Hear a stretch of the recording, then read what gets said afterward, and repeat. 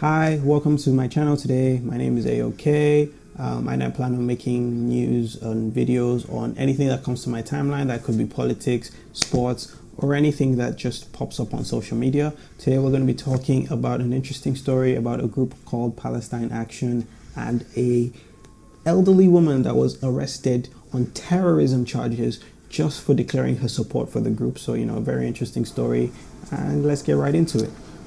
Reverend Sue Parfitt, hard to pronounce, was arrested in Parliament Square on Saturday for supporting Palestine Action. The same day, the group was officially banned under the Terrorism Act of 2000. Yes, this older woman has been labeled a terrorist, and I think this plays into some of the themes that I plan on talking about in a future video, of the fact that the definition of terrorism is always weaponized against certain institutions, against certain institutions, and used to protect certain institutions, namely the United States government, the United States military, and their allies use the term terror. Sorry to interrupt this wonderful video that you are watching. I just wanted to remind you to like the video and subscribe. I only need a couple thousand subscribers to go do this full time, like 3,000 or 4,000 subscribers, because of where I live. So for you, it just takes 1 second. Just hit the like button, hit the subscribe button, and for me, it's all the difference. So if you're enjoying this video, don't forget to like. If this isn't your first video and you want to see more of this type of video, hit the subscribe button. But I'll send you back to this wonderful video that you were watching. Terrorism to weaponize against their enemies. And I think most of us, the definition of a terrorist is very clear, right? Like when we see 9/11, like that is very, very clearly an instance of terrorism. That is very, very clearly an instance of someone attacking defenseless civilians. But then there are some other less obvious types of terrorism, but it always seems that we are always biased towards a certain direction of labeling people terrorists. And I think this story is the one that has the clearest example of the hypocrisy.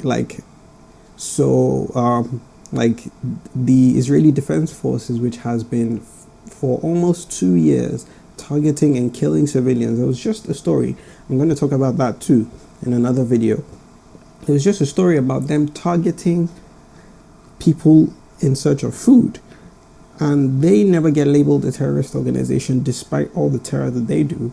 And yet, this organization, Palestine Action, have conducted vandalism. They haven't hurt anybody. No one's been hurt. No one has certainly died. And they have been labeled a terrorist organization. So, the organization was outlawed after being linked to £7 million in damages at RAF Bronze Norton. Membership or public support now carries a sentence up to 14 years in prison. So, the UK government doesn't have anything to say about money going to Israel to kill innocent people, but, $7 million in property damage. Okay, right. Let me just Google how much. I don't think I'll be able to find it that quickly, how much the UK has given to Israel. But I wouldn't be surprised if it's a large number, but $7 million in property damage to a private company. Oh, that's too far. That's 14 years in prison. But billions of dollars in support to Israel, who has carried out much more destruction. They don't care about that. And I think it just shows you how weaponized the definition of terrorism actually is. The fact that after all this time, none of these organizations have designated Israel or the IDF a terrorist organization. Do they actually care about the harm of civilians? Do they actually care? And I think the answer is no. So, Metropolitan Commissioner Sir Mark Rowley defended the decision, stating the law doesn't have an age limit, and emphasized that the group's actions go beyond protest and involve serious criminality. All right. So clearly, well, yeah, obviously, the group Palestine Action has done criminal activity, right? I don't think anybody is disputing that damaging property, especially that much property of that much value, is a crime and probably should be a crime. But is it terrorism? I think that's the insane definition, and I think it's weaponized only because it's in support of Palestine. It's only because it's not in support of a big corporation, and it's not in support of a Western allied government. It's in support of Palestine. So that's why it's easy to label it terrorism when it's definitionally not terrorism. And notice, it's not just the group that is being labeled terrorists.